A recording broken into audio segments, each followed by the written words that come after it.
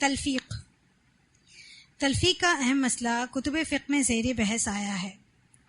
طلبہ دین اسے اچھی طرح جانتے ہیں، جس سے مراد ہے کہ کیا ایک مذہب کا عام و خاص شخص دوسرے مذہب کے مسائل اختیار کر سکتا ہے یا نہیں.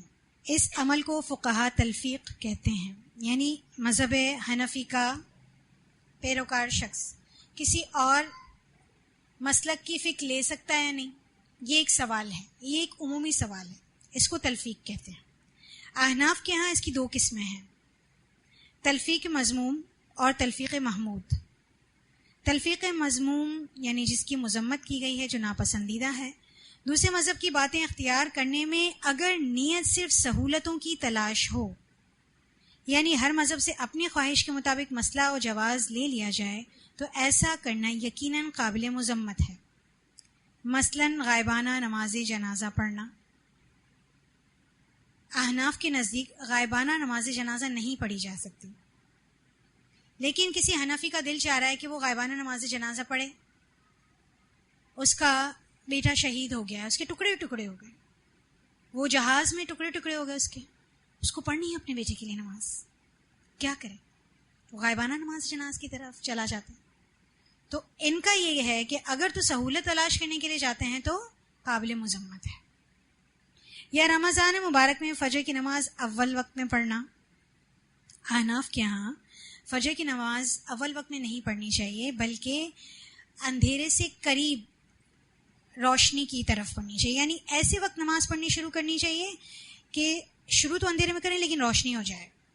لیکن رمضان میں اول وقت میں نماز پڑھنا، کیونکہ سونا بھی ہوتا ہے، صبح کسی کو اسکول بھی جانا ہے، جاب پر بھی جانا ہے، تو یہ مذموم تلفیق ہے ان کے یہاں. اسی طرح تلفیق محمود و مطلوب، پسندیدہ اور جس کی طلب کی جاتی ہے، جب نیت و مقصد محض حق کی تلاش اور نصوص شریعت کی بالادستی یعنی بلندگی قائم کرنا ہو اور عوام کو آسانی فراہم کی جائے. تین چیزیں ہیں، نیت اور مقصد کیا ہو، حق کی تلاش ہو، نصوص شریعت کی بالادستی قائم کرنا ہو کہ قرآن و سنت سب سے اہم ہے ہمارے نزدیک، اور عوام کی آسانی فراہم کرنا مقصد ہو. تو ایسی تلفیق عین مطلوب ہے. مثلا کوئی حنفی شخص اپنی بیوی کو بیک وقت 3 طلاقیں دے دیتا ہے. ایسی طلاق فقہ حنفی میں 3 طلاقیں ہی شمار ہوتی ہیں جو بیوی کو شوہر پر حرام کر دیتی ہیں. ایک ہی نشست میں شوہر نے اگر بیوی کو 3 طلاقیں دے دیں تو اب وہ بیوی اس پر حرام ہو گئی ہمیشہ کے لیے.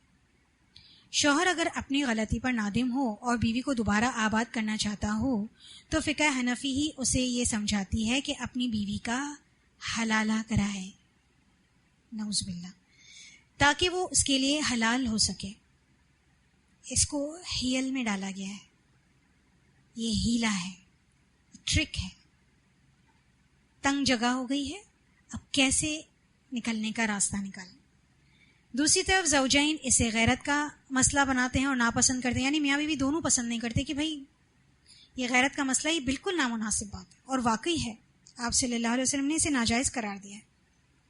ایسی صورت میں فقہ حنفی کو چھوڑ کر اس حدیث پر عمل کر لیا جائے جو رسول اللہ صلی اللہ علیہ وسلم نے خود ایسے جوڑے کو آباد کرنے کا فرمایا تھا کہ ایسی 3 طلاقیں ایک شمار ہوں گی اور رجعی ہوں گی.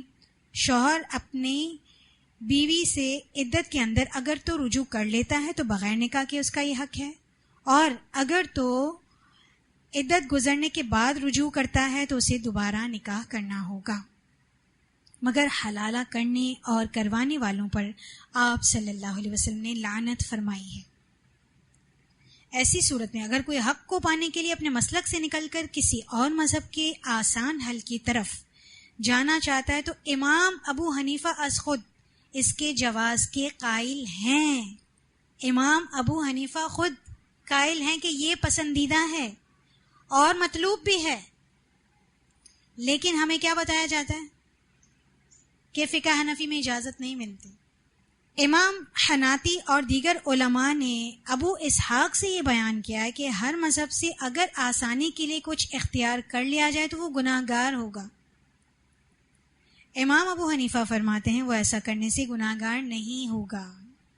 صرف رخصت تلاش کرنا بھی امام صاحب کے نزدیک جب فسق نہیں تو نصوص شریعت کی بالادستی اور عوام کی سہولت کے نقطۂ نظر سے مختلف مذاہب کی باتیں اختیار کرنا کیسے غلط ہوگا؟ ہر دور میں ایسا ہی ہوا ہے۔ برصغیر میں حنفی علماء نے زوجہ مفقود الخبر کے بارے میں حنفی فقہ کی بجائے فقہ مالکی کا مسلک اپنایا ہے۔ مفقود الخبر زوجہ اس عورت کو کہتے ہیں کہ جس کا شوہر گم ہو گیا ہو۔ ایک عورت ہے، اس کا شوہر گم ہو گیا ہے تو وہ کتنی مدت تک انتظار کرے؟ کیونکہ ایک عورت ایک مرد کے نکاح میں ہوتے ہوئے دوسرا نکاح نہیں کر سکتی ہے، تو وہ کیا کرے؟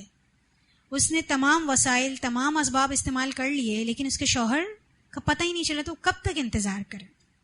فقہ حنفی میں ملتا ہے کہ اسے 90 سال انتظار کرنا چاہیے۔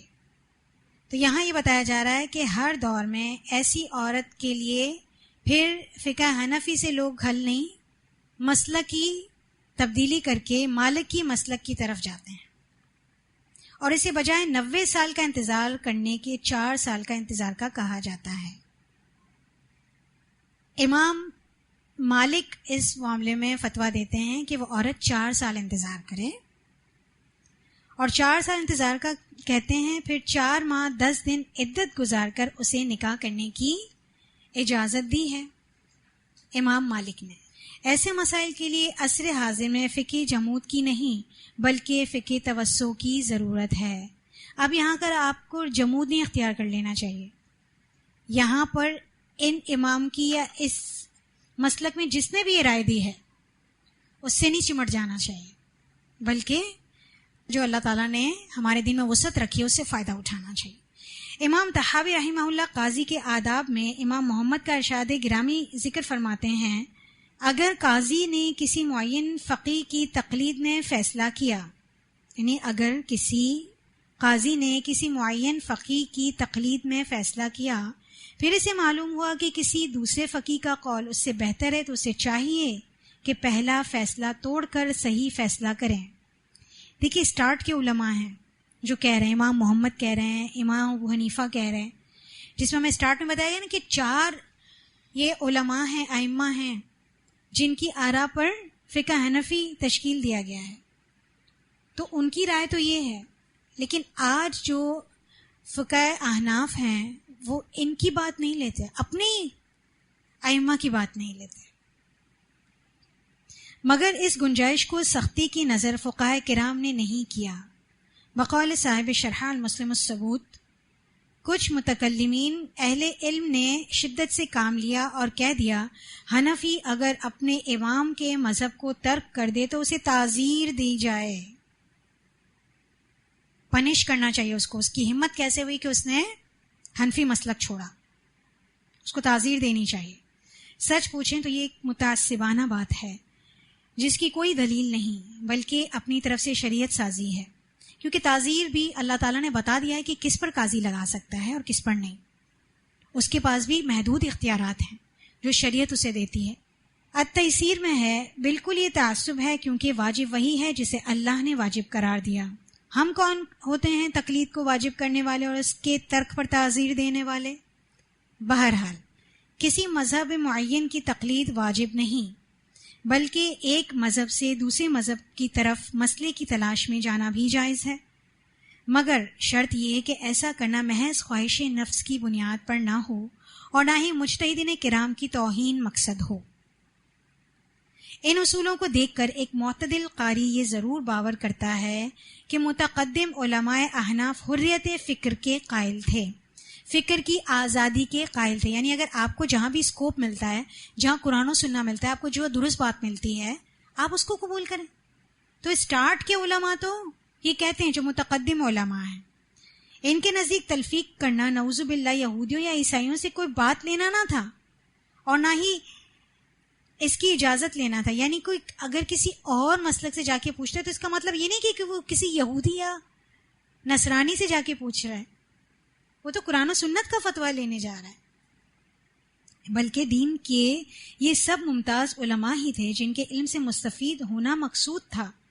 ممتاز ترین شاگرد بھی باوجود مجتہد فی المذہب ہونے کے متعدد مسائل میں شیخ سے مختلف رائے رکھتے تھے، جو ان کی با کمال وسعت کا مظہر تھا یا مظہر ہے۔ جہاں بھی اگر اختلاف ہوا ہے تو دلیل کی بنا پر ہوا ہے، اور استاد اجازت دیتے تھے ان کو کہ آپ اختلاف کر سکتے ہیں۔ تلفیق کے مسئلے کو اس مثال سے سمجھیے کہ کسی مریض کے علاج کے لیے کوئی فیملی ڈاکٹر کے پاس جاتا ہے، وہ مریض کو آپریشن کا مشورہ دیتا ہے یا تجویز دیتا ہے۔ ڈاکٹر ایڈوائز کرتا ہے کہ آپ کے اس مرض کا علاج آپریشن کے بغیر ممکن نہیں۔ مریض آپریشن سے ڈر جاتا ہے اور سیکنڈ اوپینین کے لیے کسی دوسرے اسپیشلسٹ کے پاس جاتا ہے۔ یہ دوسرا معالج مرض کی نوعیت کو سمجھنے کے بعد یہ تجویز کرتا ہے کہ آپریشن کی ضرورت نہیں، آپ فلاں دوا لے لیں۔ اس صورت میں مریض یقینی طور پر دوسرے معالج کی رائے کو ہی ترجیح دے گا، یا دینی بھی چاہیے۔ یہ خواہش پرستی نہیں اور نہ ہی نیت کی خرابی ہے۔ کتنی اچھی طرح سے اس بات کو سمجھایا گیا۔ فقہ حنفی کی چند اصطلاحات۔ مفتہ بہا، یہ مفتی بہا نہیں ہے، مفتہ بہا۔ مفتی کہتے ہیں فتویٰ دینے والا، اور مفتہ بہا جس چیز کے بارے میں فتویٰ دیا گیا ہو۔ تو یہ آپ اس کی سائنس لگا لیجئے، مفتہ بہا، یہ باب مفعول ہے، جس چیز کے بارے میں فتویٰ دیا گیا ہو، اور مفتی باب افعال ہے، اسم الفاعل ہے، فتویٰ دینے والا۔ ہر دور میں پیش آمدہ مسائل پر تخریج فقہ حنفی کی ضرورت رہی ہے اور رہے گی۔ فروع اور چند اصولوں کی بنیاد پر کی گئی یہ کوشش، یعنی فروع اور کچھ اصول ہیں ان کی بنیاد پر یہ کی گئی کوشش کون سی؟ مسائل پر استخراج کرنا۔ یہ کوششیں کون کرتا ہے؟ اصحاب تصحیح کرتے ہیں اور اصحاب تخریج کرتے ہیں، یہ ان کی ذمہ داری ٹھہرتی ہے۔ جو تخریج کرنے والے ہوتے ہیں وہ اصحاب تخریج کہلاتے ہیں، اور ان کو چیک کر کے ان کی کریکشن یعنی ان کی تصحیح کرنے والے اصحاب تصحیح کہلاتے ہیں۔ کسی مسئلے کو ڈیڈیوس کرنا کام کس کا ہے؟ اصحاب تخریج کا ہے۔ اب اس تخریج کو درست کرنا وہ اصحاب تصحیح کا کام ہے۔ تو یہ ہر دور میں ان اصحاب کی ذمہ داری ٹھہری ہے۔ چنانچہ جو نئے فروعی یا مفروضہ مسائل ان اصحاب کی نظر سے گزرے وہ مفتہ بہا کہلائے، یعنی اس پر انہوں نے فتویٰ دیا۔ تو ان اصحاب کی نظر سے گزرے جو مسائل وہ کیا کہلاتے ہیں؟ مفتہ بہا، جس سے مراد یہ ہے کہ اب علماء احناف کا فتویٰ ان مسائل پر ایسا ایسا ہے، یعنی یہ جو مسائل ان کے سامنے ہیں اس پہ انہوں نے یہ فتویٰ دیا ہے۔ یہ بات قابل غور ہے کہ تخریج جیسی وسعت ہوتے ہوئے بھی تقلید پر اصرار کرنا، زور زبردستی کرنا بے معنی سی بات لگتی ہے۔ جب یہ گنجائش نکلتی ہے کہ تخریج کی جا سکتی ہے، پھر اس پر نظر ثانی بھی کی جاتی ہے تصحیح کرنے والے اصحاب کے ذریعے، پھر کس بات کی تقلید کا حکم دیا جاتا ہے؟ اگلی اصطلاح ہے ظاہر الروایہ، یا پیچھے بھی پڑھ چکے۔ عام طور پر اس میں ائمہ احناف، امام ابو حنیفہ، امام ابو یوسف اور امام محمد رحمہم اللہ کے اقوال مراد لیتے ہیں۔ الامام سے مراد امام ابو حنیفہ ہیں، الشیخان سے مراد امام ابو حنیفہ اور امام ابو یوسف رحمہم اللہ۔ یہ کچھ ٹرمنالوجیز ہیں جو آپ کو احناف کی کتب میں ملیں گی، یہ اس کو بتایا جا رہا ہے کہ کیا ہے۔ جہاں پر الامام لکھا ہوا ہوگا آخر میں کوٹیشن دی ہوئی ہوگی تو اس کا کیا مطلب ہے؟ امام ابو حنیفہ۔ جہاں الشیخان لکھا ہوا ہوگا اس کا مطلب امام ابو حنیفہ اور امام ابو یوسف۔ جہاں الطرفان لکھا ہوگا اس سے مراد امام ابو حنیفہ اور امام محمد رحمہم اللہ۔ صاحبان سے مراد امام ابو یوسف اور امام محمد ہیں۔ اصحابنا مشہور یہی کہ اس سے مراد تینوں ائمہ کرام ہیں، انہیں ائمہ ثلاثہ بھی کہہ دیتے ہیں۔ مشائخ، اچھا یہ مشائخ نہیں ہوتا، حمزہ نہیں ہوتا، یا لگتا ہے اس کے ساتھ۔ مشائخ وہ فقہا جنہوں نے امام محترم کا زمانہ نہ پایا، یعنی امام محترم کے زمانے کے بعد کے جتنے بھی احناف ہیں، فقہا ہیں، علماء ہیں، وہ مشائخ کہلاتے ہیں۔ سلف اس سے مراد صدر اول کے فقہا جو امام محمد بن الحسن تک کے ہیں، جنہوں نے امام محمد سے امام الحسن تک کا زمانہ پایا، وہ سلف کہلاتے ہیں۔ خلف سے مراد امام محمد سے لے کر شمس الائمہ الحلوائی تک جتنے تلامذہ تھے، جتنے علماء و فقہا بنے ان کی نگرانی میں، ان کے دور میں، تو یہ سب خلف کہلائے۔ متاخرون سے مراد الحلوانی سے لے کر حافظ الدین بخاری رحمہ اللہ تک ہیں۔ تو یہ آپ کو ٹرمینالوجیز ملیں گی، سلف، خلف، متاخرون، مشائخ، اصحابنا، تو اس سے یہ مراد ہے۔ یہ مختلف فقہ حنفی کی اصطلاحات ہیں۔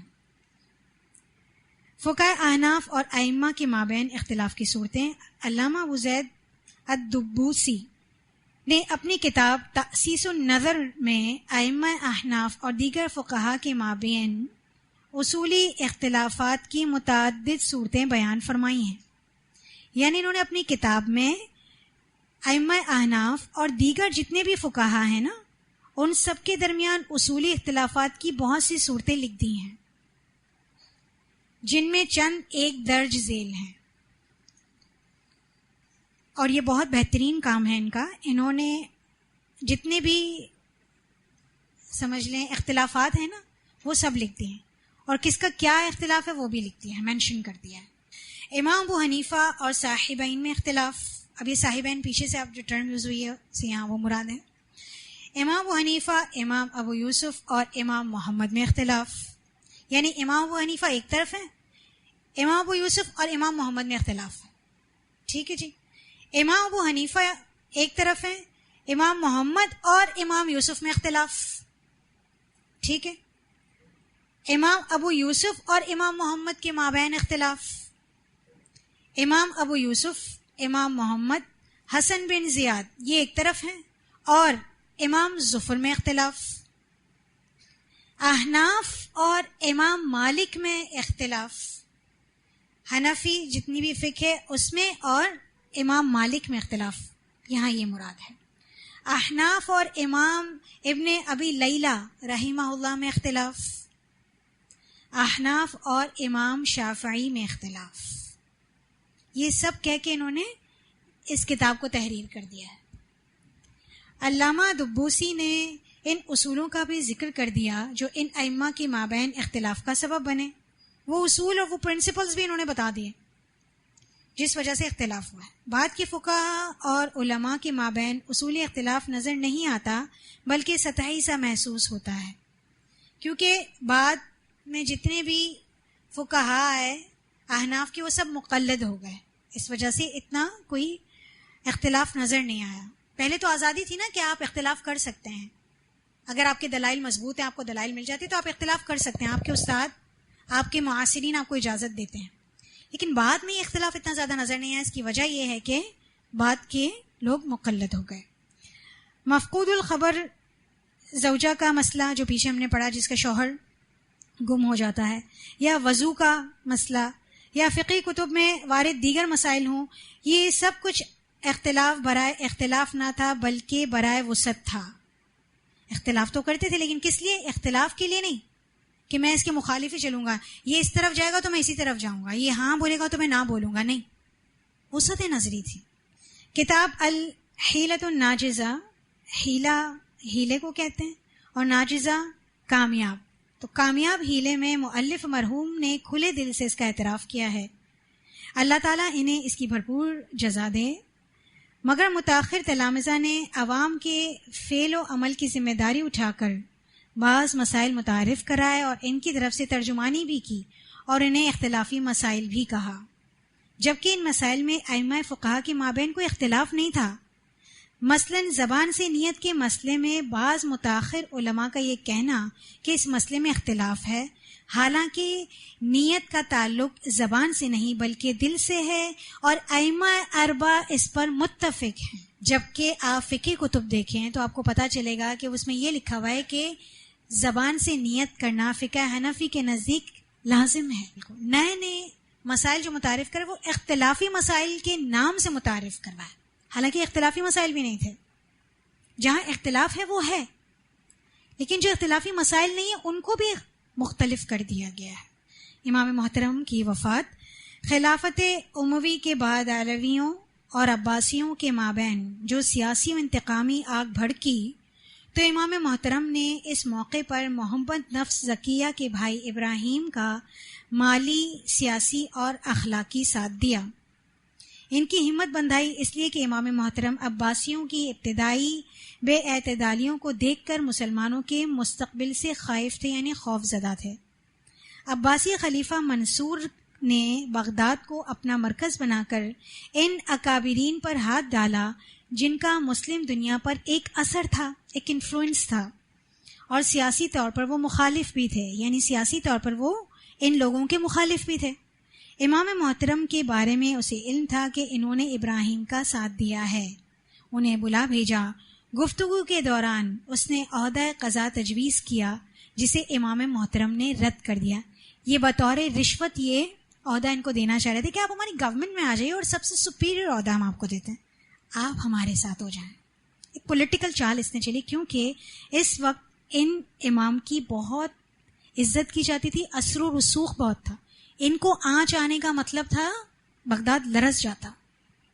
اس وجہ سے اس نے یہ چال چلی اور کہا، لیکن امام محترم نے اسے رد کر دیا اور کہا کہ میں اس کی اہلیت نہیں رکھتا.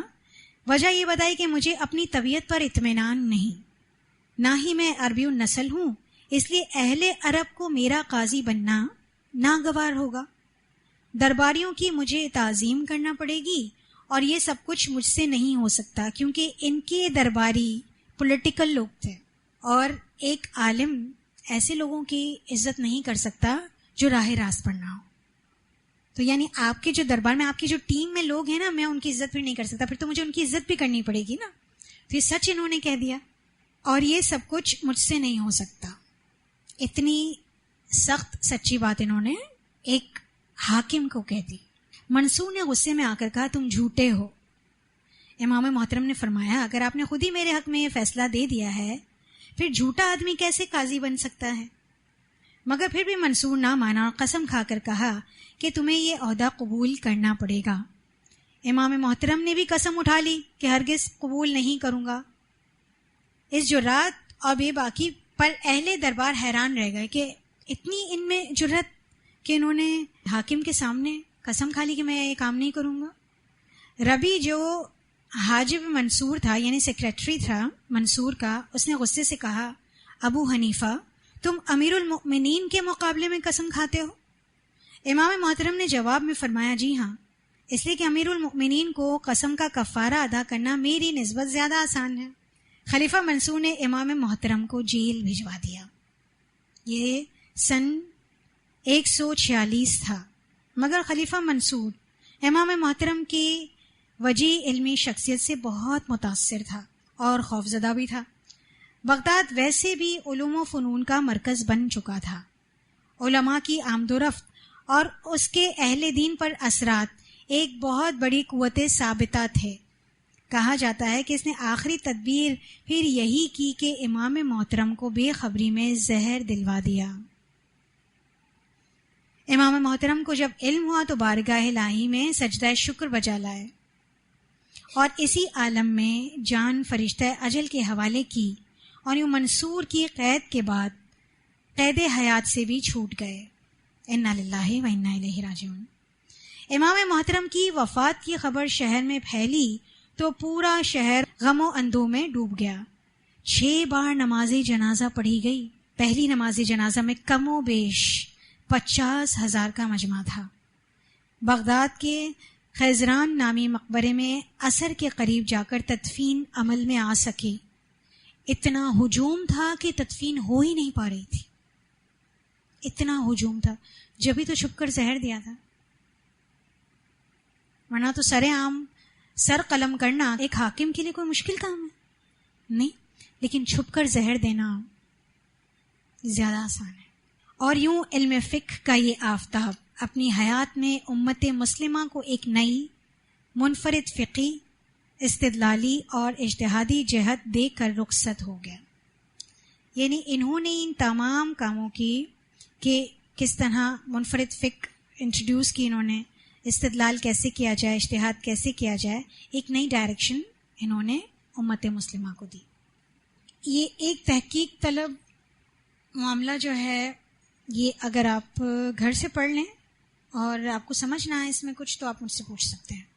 یہ انشاءاللہ آپ پڑھیں گے، اور بعض دعووں کا ضعف اگر نہیں پڑھتے تو کوئی مسئلہ نہیں ہے، لیکن آپ کو 147 تک پڑھنا ہے اور کچھ سمجھ نہیں آتا تو پھر آپ انشاءاللہ یہ پوچھ لیں گے. ویسے کوئی اتنا زیادہ ضروری نہیں ہے، اس کو ہم ڈراپ بھی کر سکتے ہیں. جی وقت مکمل ہو گیا ہے.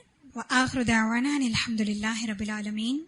سبحانک اللہم وبحمدک، نشہد ان لا الہ الا انت، نستغفرک ونتوب الیک. ربنا تقبل منا انك انت السميع العليم وتب علينا انك انت التواب الرحيم.